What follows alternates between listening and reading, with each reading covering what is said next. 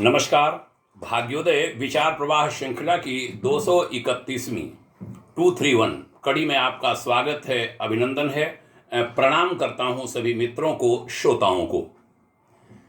बहनों भाइयों, इस साप्ताहिक चर्चा में आज एक अनोखा टाइप का विषय ले रहा हूं। वह यह कि जो भारत की संस्कृति है, देव संस्कृति, वह सबका ध्यान रखती है। न केवल मानव मात्र का बल्कि प्राणी मात्र का ध्यान रखती है।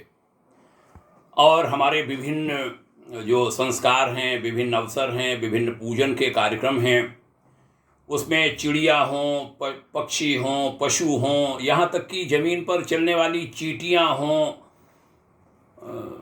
सभी का ध्यान रखा जाता है, सबके पोषण का।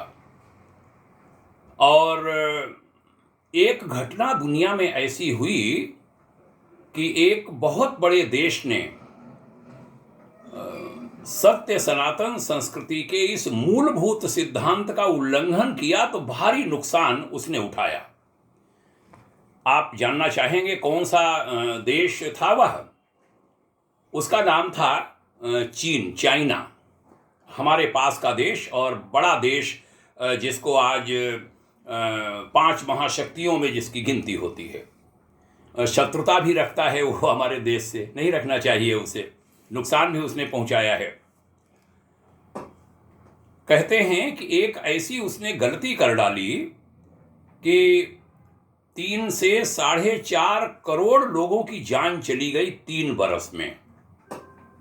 एक मूल सिद्धांत को उसने तोड़ा। क्या किया? ये वर्ष 1958 की बात है। चीन ने ग्रेट स्पैरो कैंपेन चलाया। परिंदों, चूहों, इन सबको मारा उसने। माओ जेडो थे उस समय वहाँ के प्रधान, राष्ट्रपति। अर्थव्यवस्था गिर रही थी, तो उन्होंने सोचा कि कैसे अर्थव्यवस्था को उठाया जाए। उस समय दुनिया में ब्रिटेन टॉप पर था, जैसे आज अमेरिका है, उस समय ब्रिटेन टॉप पर था। फिर दूसरा नाम ब्रिटेन का था, फिर चीन का था, ऐसे करके था। तो चीन ने सोचा कि चीन हम टॉप पर पहुंच जाएं। तो पीपल्स रिपब्लिक के संस्थापक जेडो जो राष्ट्रपति थे, उन्होंने एक प्लान किया 15 वर्ष में टॉप बनने का, दुनिया में टॉप बनने का। The great lead to forward नारा दिया उन्होंने, छलांग मारने की योजना। कृषि प्रधान देश है भारत की तरह चीन भी, तो उन्होंने ये अनुमान लगाया कि हमारी फसल की क्या स्थिति होती है और फसल को बर्बाद करने वाले कौन कौन से कारक होते हैं, कौन कौन से तत्व होते हैं। तो उन्होंने किया 4 किट कैंपेन चलाया। गौरैया, चूहे, मक्खी, मच्छर, ये जो है ये फसल को नुकसान पहुंचाते हैं। और चीन ने इन चारों को मानव जाति का दुश्मन माना, फसलों का दुश्मन माना, और माना कि इन चारों से बहुत हानि होती है देश को, और अगर इन चारों को ख़त्म कर दिया जाए तो देश तरक्की कर सकता है।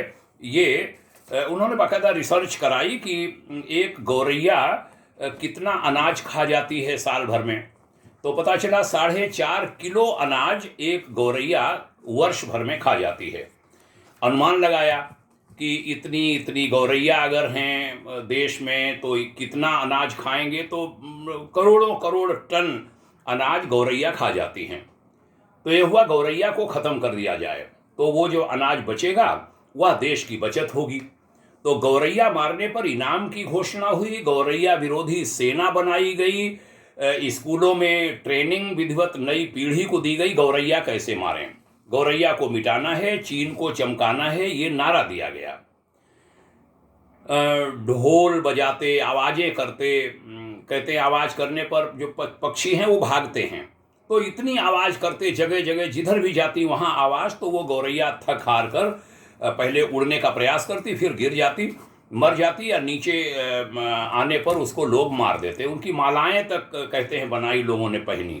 अजीब सा उस समय ये नौटंकी हुई। घोंसले तोड़ने का अभियान चला गौरैया का। अभियान के पहले दिन मालूम है कितनी गौरैया मारी गईं? फर्स्ट डे 2 करोड़ गौरैया मारी गई। रोज अभियान चला, गौरैया लुप्त हो गई चीन से, अन्य पक्षी भी खत्म हो गए। 1960 में घोषित हुआ कि अब हमारा देश चीन पक्षी विहीन हो गया है। इतना ज्ञान नहीं था उनको जो हमारे देश में एक छोटे बच्चे को भी मालूम है कि ये प्रकृति ने जो व्यवस्था बनाई है वो सब एक दूसरे पर निर्भर हैं। इतना ज्ञान नहीं था चीन को कि ईश्वर ने हर चीज बैलेंस के साथ बनाई है। कुछ महीने बीते, पक्षी सब खत्म हो गए, टिड्डियों का दल पैदा हो गया और एक एक रात में फसलें खत्म करने लगा, चट करने लगा। कीड़े मकोड़ों का प्रकोप चीन में इतना भारी हो गया कि सारी खेती खत्म होने लगी, जमीन नष्ट हो गई, पैदावार नष्ट हो गई। कीटनाशक वो डालने लगे उनको मारने के लिए। तो ये भूल गए कि पक्षी कीड़े मकोड़ों को भी खाते हैं अनाज के अलावा, और वो ऐसे कीटों को जो फसल को नुकसान पहुंचाते हैं। यह बात तो भारत में छोटा बच्चा भी जानता है। चीन में दुर्भिक्ष पड़ गया, लोग अनाज के अभाव में मरने लगे। 1961 में वैज्ञानिकों ने राय दी कि चिड़िया वापस लाओ, लेकिन लुप्त हो चुकी थी सारी प्रजातियां। वो कहाँ से आती? बहुत बुरा अकाल पड़ा। कहते हैं सरकारी रिकॉर्ड है कि 1.5 करोड़ लोगों की मौत हुई अनाज के कारण, दुर्भिक्ष के कारण, भूखमरी के कारण, और 3 करोड़ चीनी नागरिक मारे गए। ये वैसे खबर थी। कहीं कहीं 4.5 करोड़ तक की बात आती है। पुस्तक लिखी गई है जो आज तक बैन है चीन में, उसके अनुसार 3 करोड़ 60 लाख लोग मरे थे। वो पुस्तक आज भी बैन है वहाँ, और उसमें पूरे कारण, कैसे कैसे उस समय के राष्ट्रपति ने किया, कैसे सरकार ने आदेश किया, वो सारी चीज़ें उसमें हैं। उसको प्रतिबंधित है आज भी, लेकिन इतिहास में ये दर्ज है पूरी घटना। सनातन संस्कृति मानव मात्र ही नहीं, प्राणी मात्र की रक्षा करती है, उनके संरक्षण की बात करती है। हमने अभी जैसा आरंभ में कहा, वह सबकी चिंता करने की बात कहती है। भारतीय संस्कृति में विभिन्न संस्कार संपन्न होते हैं। विवाह संस्कार, परिणय संस्कार भी उसमें एक है, बड़ा महत्वपूर्ण संस्कार है। और जब गृहस्थ आश्रम में वर और वधू प्रवेश करते हैं, उनकी सप्तपदी होती है। 7 कदम एक साथ दोनों लोग एक एक कदम साथ रखते हैं, दायां फिर बायां फिर दायां फिर बायां। और सप्तपदी में एक पदी है 5वें नंबर की, जिसमें वर और वधू को, यानी जो नव दंपति हैं, उनको एक मंत्र बोलकर, जिसके शब्द हैं ओम पंचमे पंचभूतानां पंच प्राणैः परायणाः तत्र दर्शन पुण्यानां साक्षिणः प्राण पंचधाः। इसमें पूरा प्रजापालन के लिए एक देव शक्तियों की साक्षी में संकल्प कराया जाता है कि छोटे बड़े सभी के साथ समुचित व्यवहार रखना। जो आश्रित पशु हैं घर में, जिस घर में आप लोग रहोगे उस घर पर आने वाले पक्षी हैं,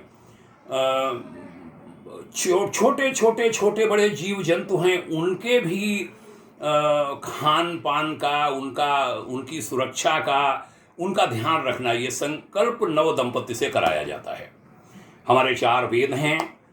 वेदों में अनेक ऐसे मंत्र हैं जिनमें मनुष्य को यह संकल्पित कराया जाता है कि तुम आए हो, अकेले नहीं हो इस सृष्टि में। 84 लाख योनियां हैं और मनुष्य उसका मुकुटमणि कहा गया, सृष्टि का सर्वोच्च राजकुमार कहा गया। उसकी जिम्मेदारी है कि जो 83,99,999 योनियां हैं, वह उन सबका ध्यान, यथोचित ध्यान रखे।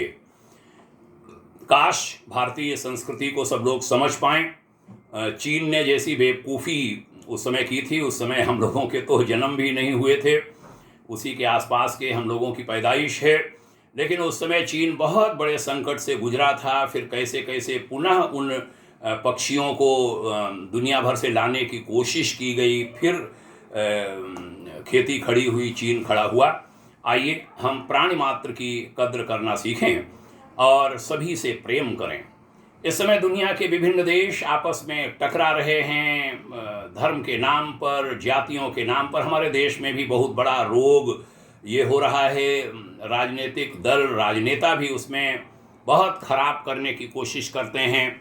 आइए सब कुछ को ठीक करने का प्रयास हम सबका हो और हम प्राणी मात्र के कल्याण की चिंता करें, सबको लेकर के चलें। सब एक दूसरे से जुड़े हुए हैं, सब एक दूसरे पर निर्भर हैं, सब एक दूसरे के सहायक हैं। ऐसी मान्यता को हम दृढ़ करें। दुनिया भर में सुख शांति स्थापित हो, हमारे देश में सुख शांति स्थापित हो, सभी साथ चलें, साथ रहें। सबके मंगल में उज्जवल भविष्य की भाग्योदय शुभकामना करता हूँ। आपने ध्यान से सुना, इसके लिए साधुवाद। और ये बातें अन्य लोगों में अवश्य पहुँचाइए। जय हिंद, शुभकामना। ओम शांति।